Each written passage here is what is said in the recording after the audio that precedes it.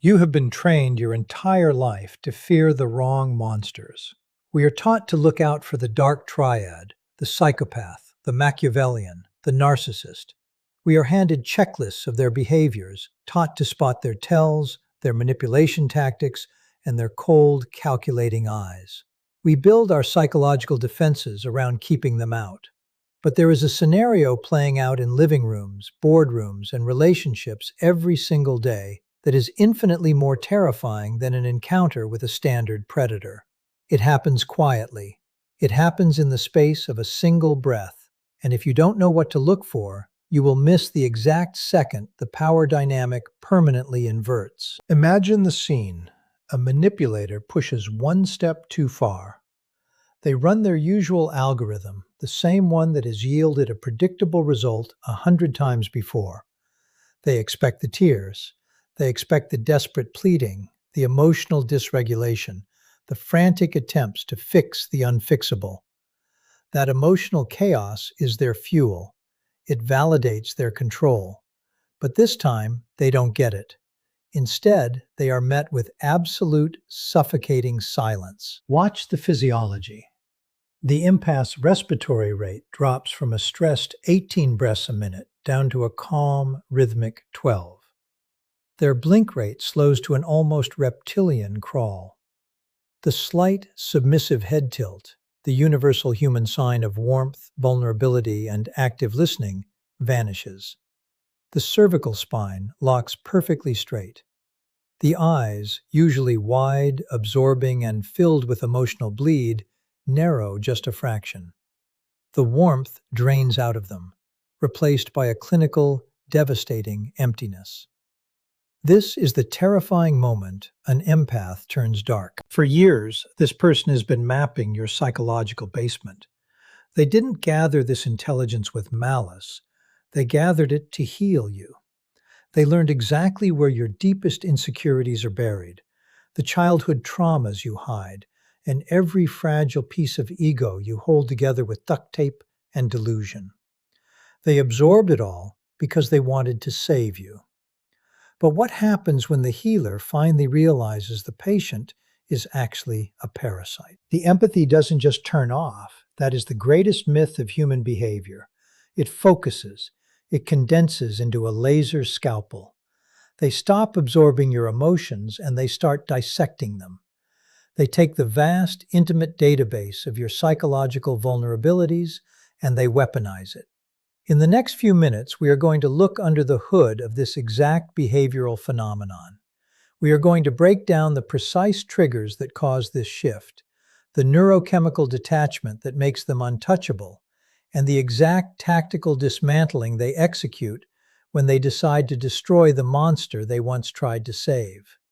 You need to watch this until the very end, because by the time we are done, you will realize that the most dangerous person in the room isn't the one screaming. It's the one who is quietly watching, knowing exactly how to take you apart. We are obsessed with predators. We study them, we make documentaries about them, we analyze their every move. But we fundamentally misunderstand where true psychological danger lies. True danger doesn't come from someone who lacks empathy. It comes from someone who possesses an overwhelming amount of it, and then decides you are no longer worthy of receiving it. If you are watching this, you are either the person who has been pushed to this absolute breaking point, or you are the one who pushed them, currently wondering why the game has suddenly stopped working. I want you to pay very close attention to what follows. By the end of this breakdown, you are going to understand exactly why the most terrifying force in human psychology isn't a narcissist throwing a tantrum. It is a deeply empathetic person who has simply decided to stop caring. This isn't about anger. Anger is loud. Anger is a cry for help. This is about apathy. And when an empath reaches absolute apathy, they become a reflection of your worst nightmare. Let's break down exactly how this happens. To understand the dark empath, you have to understand their baseline. Empaths are human polygraphs. They do not just hear what you say, they feel the incongruence between your words and your micro-expressions. They notice the slight tension in your jaw when you lie. They feel the shift in the room's atmospheric pressure when your mood drops. For months, or maybe years, the manipulator thinks they are running the show. They gaslight, they deflect, they project, and the empath takes it. They absorb the blow because their primary directive is to heal, to fix, and to understand. But make no mistake, while the manipulator thinks they are breaking the empath down, the empath is inadvertently building a complete, high-resolution map of the manipulator's psyche. They know exactly what you are afraid of. They know the exact words that will shatter your fragile ego. They hold the nuclear launch codes to your self-esteem. They have just chosen, out of love and grace, never to use them. Then comes the catalyst, the bridge too far. The final lie, the final betrayal, the final realization that the manipulator is not a broken thing to be fixed, but a predator to be neutralized. Behaviorally, the shift is instantaneous. The empath experiences what we call emotional severing. The neurological pathways that previously allowed them to feel the manipulator's pain snap shut. The emotional bleed stops. If you are in the room when this happens, you will feel the temperature drop. The empath's vocal pitch will lower. The inflection and melody in their voice, the cadence we use to make others feel comfortable, is stripped away. They begin speaking in flat, declarative statements. They stop explaining themselves. They stop defending themselves, because you only defend yourself to someone whose opinion you still value. This is where it gets terrifying for the manipulator. The narcissist relies on emotional chaos. They need the empath to cry, to beg, to argue. When the empath goes dark, they deny the narcissist their supply. But the dark empath goes one step further. They use the intelligence they gathered in phase 1. When the manipulator tries to run their usual guilt trips, the empath doesn't get defensive. They get clinical. They will look the manipulator dead in the eye and casually, without a single ounce of malice or raised volume, dismantle them. They will hand the manipulator their deepest insecurities on a silver platter. They don't do this to be cruel. They do it to create a boundary so impenetrable, so sharp, that the manipulator will bleed if they try to cross it again. The dark empath uses truth as a weapon, and to a manipulator who has lived their entire life behind a mask, nothing is more destructive than a mirror they cannot break. When an empath turns dark, it is not a regression. It is an evolution. It is the sudden, violent birth of a boundary. If you are the one who pushed them to this point, understand this: they are not coming back. You cannot manipulate a machine, and you cannot guilt trip a ghost. You burn down the only sanctuary you had, and the person standing in the ashes is immune to your fire. And if you are the empath who has finally gone dark, if you have finally locked the cervical spine, slowed the breathing, and stopped absorbing the poison of people who refuse to heal, recognize this moment for what it is. You haven't lost your empathy. You have finally, for the first time in your life, redirected it where it always belonged, toward yourself. Stay cold. Stay analytical. Let the mask slip, and let them see exactly who they are dealing with. To understand the precise moment the power dynamic completely flips in these relationships, we cannot listen to what is being said. Words are just noise. They represent the most unreliable form of human communication. To truly witness the shift, you have to observe the human body as a mechanical system responding to a massive neurological override. Every human being operates on a behavioral baseline, a predictable rhythm of breathing, blinking, and muscular tension acting as their default state. For the empath, this baseline is typically characterized by a high degree of physical permeability. They unconsciously open their physical posture to absorb the environment. You see this in their ventral exposure, where the chest and neck are left unguarded.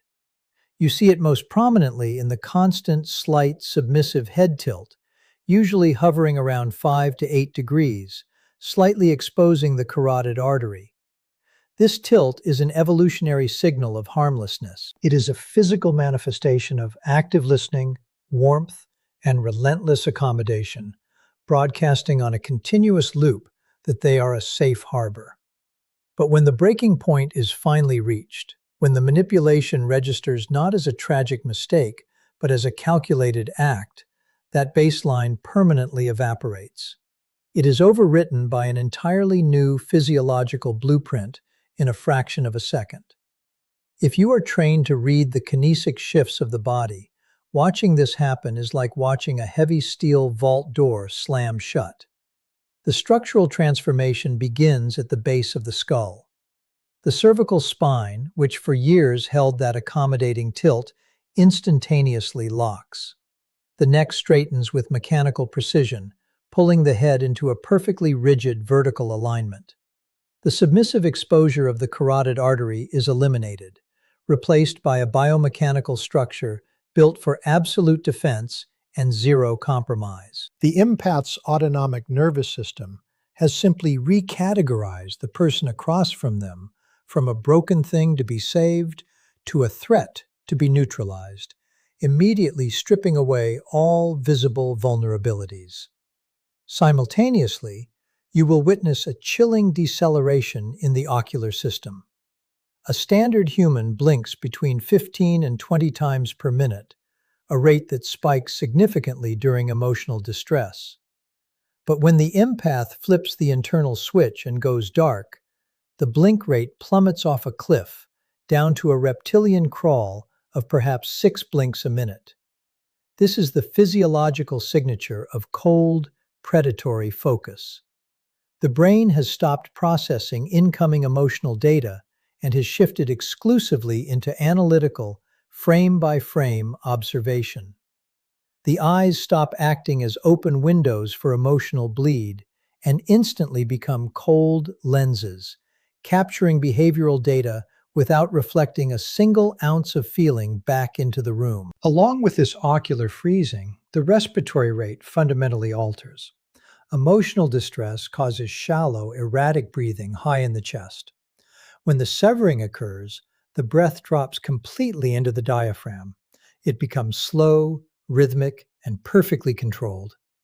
The manipulator desperately searches for the frantic rising and falling of the upper chest that tells them their tactics are working. Instead, they are met with terrifying, motionless stillness. The empath's facial muscles lose all tonus related to social pacification.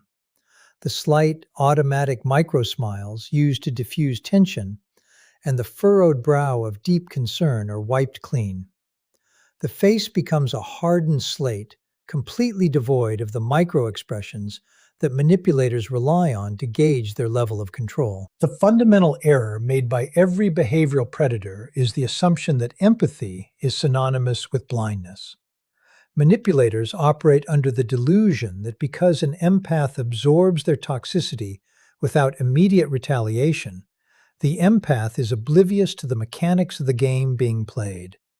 This is a fatal miscalculation. Empathy, in its purest form, is not merely a mechanism for emotional resonance.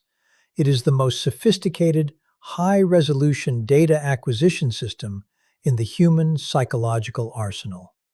For months, or perhaps years, the manipulator runs their standard behavioral loops: the gaslighting, the covert put-downs, the triangulations, and the cyclical withdrawal of affection.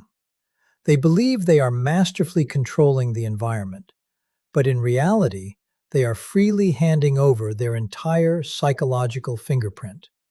Every time they lie, the empath catalogs the exact microtensions in their face and the subtle shifts in their vocal cadence. Every time they project their own failures onto the empath notes the precise coordinates of their deepest, most heavily guarded insecurities. The empath does not gather this intelligence with malicious intent. Initially, this massive behavioral profiling operation is entirely driven by the desire to heal. To fix a broken system, you must first understand every single fracture within it. Therefore, the empath quietly descends into the manipulator's psychological basement. They map the childhood traumas the manipulator aggressively denies. They locate the exact trigger wires that lead to the manipulator's hidden reservoir of shame. They learn the precise architecture of the false ego the manipulator projects to the world And more importantly, they learn exactly which load-bearing pillars are holding that fragile ego up. The empath becomes the world's leading expert on the manipulator's vulnerabilities, carefully storing this vast database of emotional intelligence in the name of compassion. They spend their energy continuously patching the holes in the manipulator's armor, absorbing the psychological bleeding to keep the predator functioning. But this creates a terrifying asymmetry of information. The manipulator only knows how to press surface-level buttons, how to induce guilt, how to provoke anxiety, how to trigger a desperate need for validation. The empath, however, holds the complete, unredacted schematic of the manipulator's core identity. When the empath's internal switch finally flips, when the data acquisition phase ends and the emotional severing occurs, this database undergoes an instantaneous reclassification. The information is no longer categorized as diagnostic criteria for healing. It is immediately weaponized as tactical ordnance. The empath looks at the manipulator not as a complex puzzle to be solved, but as a structure to be systematically dismantled. Because they built the map, they know exactly where all the bodies are buried. They know the exact sequence of words required to bypass the manipulator's cognitive defenses and strike directly at the core wound. When the manipulator launches their typical offensive, expecting the empath to retreat into emotional dysregulation, they are instead met with surgical precision. The empath does not need to yell, insult, or create chaos. They simply reach into that massive repository of gathered intelligence and calmly reflect the manipulator's darkest, most carefully hidden truths back at them. They use the very traumas they once tried to soothe as precise pressure points, applying just enough psychological leverage to shatter the mask into unrecoverable pieces, exposing the terrified, hollow construct hiding underneath. Knowing that the manipulator has nowhere left to retreat once their entire psychological framework is illuminated by someone who effortlessly strips away the protective delusions they have spent a lifetime building. The phenomenon of emotional bleed is the defining characteristic of the highly empathetic brain. Under normal operating conditions, an empath does not merely observe the emotional states of those around them, they biologically replicate them. Their mirror neurons fire in such rapid involuntary succession that the neurological boundary between self and other dissolves entirely. If the person across from them is experiencing distress, anxiety, or rage, the empath's autonomic nervous system immediately begins downloading that exact limbic state. They experience the manipulator's psychological turbulence as a visceral, physical weight in their own body. This relentless absorption is what keeps the toxic dynamic alive, as the manipulator continuously offloads their internal chaos onto the empath, using them as a human filtration system for their own psychological poison. The empath accepts this transfer, exhausting their own cognitive and emotional reserves to stabilize a predator who has no intention of ever stabilizing themselves, caught in a cycle of endless neurological taxation. But there is a biological limit to how much toxicity a human nervous system can process before catastrophic failure becomes imminent. When that absolute threshold is crossed, the brain does not trigger a standard fight-or-flight response. It triggers a survival mechanism infinitely more profound. It initiates a complete neurological severing. This is not a conscious decision made in a moment of anger, because anger still requires a massive amount of emotional investment. Anger means you still care about the outcome and still view the other person as an equal participant in the dynamic. This severing, instead, is a cold, involuntary override executed by the brain to protect the host from imminent psychological destruction. The chemical pathways that previously facilitated attachment, the oxytocin loops that force the empath to constantly seek connection and understanding, are instantaneously and permanently cauterized. The internal experience of this shift is best described as a sudden, deafening silence. The constant, exhausting static of the manipulator's emotional frequency simply drops off the empath's internal radar. Where there was once a frantic, desperate need to soothe the predator's manufactured crises, there is now an oceanic expanse of absolute apathy. The empath looks at the person who, just yesterday, held the power to send their heart rate skyrocketing into a panic, and feels the exact same emotional resonance they would feel staring at a piece of inanimate furniture. The emotional bleed has completely stopped. The cellular permeability is gone, meaning the empath is no longer a sponge designed to absorb the room. They have suddenly become impermeable, leaving the manipulator's toxic projections to bounce off them without leaving a single dent. This sudden neurological detachment gives birth to a chilling, clinical objectivity. When the empathy is drained from the visual field, the manipulator's behavior is immediately stripped of all its emotional camouflage. The empath no longer sees a wounded individual acting out of complex pain. They see a predictable, pathetic algorithm running a transparent series of manipulation tactics. When the narcissist deploys their manufactured tears, their theatrical rage, or their calculated guilt trips, the empath's baseline does not fluctuate. They simply sit back and watch the performance with the detached curiosity of a scientist observing a lab rat running a maze. They note the tactical pauses, the forced inflection in the voice, and the weaponized deployment of victimhood, categorizing every single action as a desperate attempt to regain access to a control panel that has been permanently disconnected, watching the entire facade crumble under the weight of their own predatory stillness. The shift from emotional sponge to tactical architect marks the most dangerous phase for the manipulator, because they are entirely unprepared for an opponent who plays their own game with vastly superior intelligence. The narcissist or Machiavellian operates through a primitive, almost archaic form of control, relying on shock, confusion, and the continuous generation of emotional chaos to keep their target perpetually off balance. Their manipulation is essentially blunt force trauma. But when the darkened empath decides to strike back, they do not use blunt force.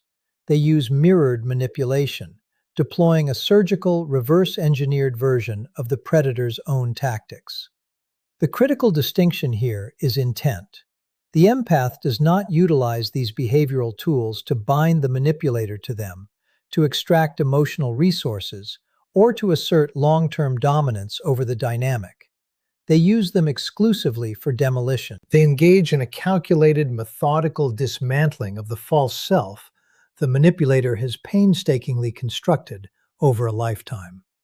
Because the empath has spent years acting as the quiet repository for the manipulator's psychological waste, they already possess the highly classified architectural blueprints of the predator's ego, knowing precisely which load-bearing lies keep the entire structure from collapsing into the abyss of their own shame. When the manipulator attempts to initiate their standard abuse cycle, expecting the usual frantic apologies and desperate attempts at reconciliation, they suddenly find themselves stepping into a psychological void.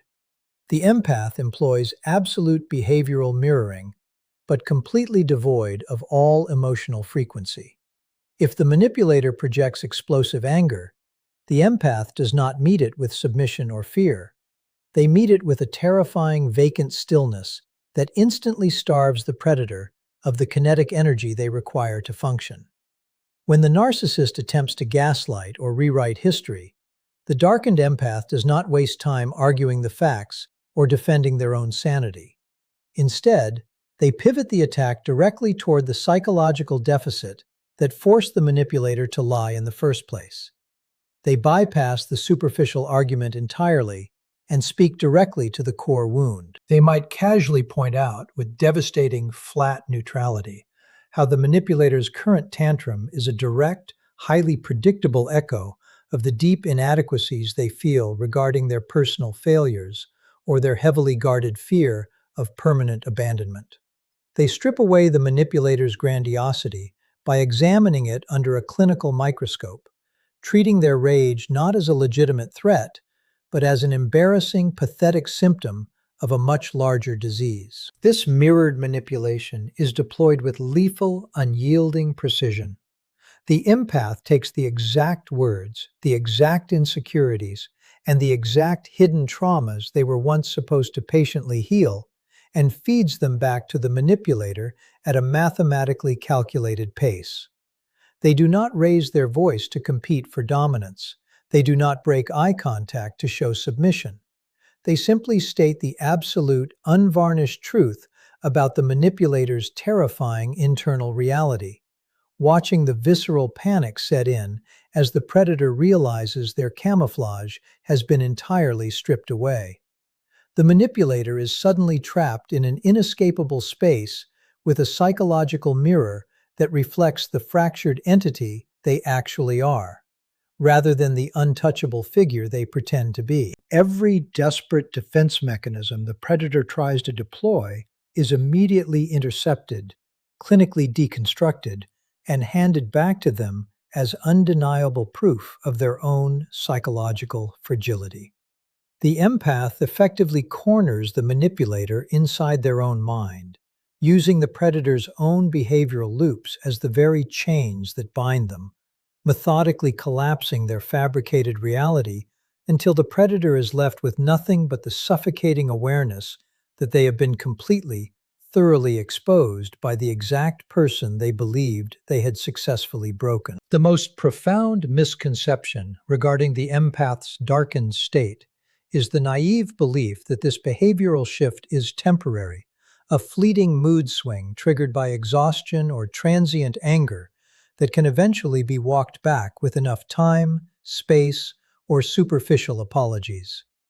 Manipulators, operating from a profound deficit of emotional intelligence, routinely convince themselves that the empath is simply throwing a highly sophisticated psychological tantrum. They hold on to the delusion that once the immediate tension dissipates, the familiar, compliant baseline will magically reassert itself, returning the dynamic to its historical power imbalance. This assumption represents a catastrophic failure to understand the neurological mechanics of human survival.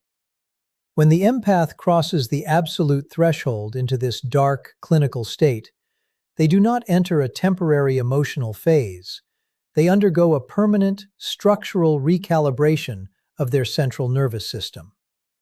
The psychological infrastructure that once allowed them to be exploited is not just temporarily suspended, it is systematically eradicated, burned down to the absolute bedrock. In its place, the brain constructs a cognitive fortress built entirely from empirical behavioral data and ruthless, impenetrable boundary enforcement. The mind fundamentally rewrites its own source code, categorizing the manipulator's specific behavioral signature not as a complex source of human attachment, but as a highly predictable, hostile pathogen. This classification triggers an incredibly efficient psychological immune response that alters the empath's baseline forever, ensuring the vulnerability can never be exploited again. To observe this permanence in real time is to watch a predator slowly realize they have been permanently locked out of their own hunting ground. The manipulator will invariably attempt to run their legacy software. They will deploy the exact same covert guilt trips, the subtle gaslighting routines, and the manufactured emotional crises that previously yielded immediate compliance and frantic, high-quality emotional supply. They will utilize the identical vocal inflections, the same fabricated displays of vulnerability, and the same implicit threats that historically brought the empath to their knees in desperation.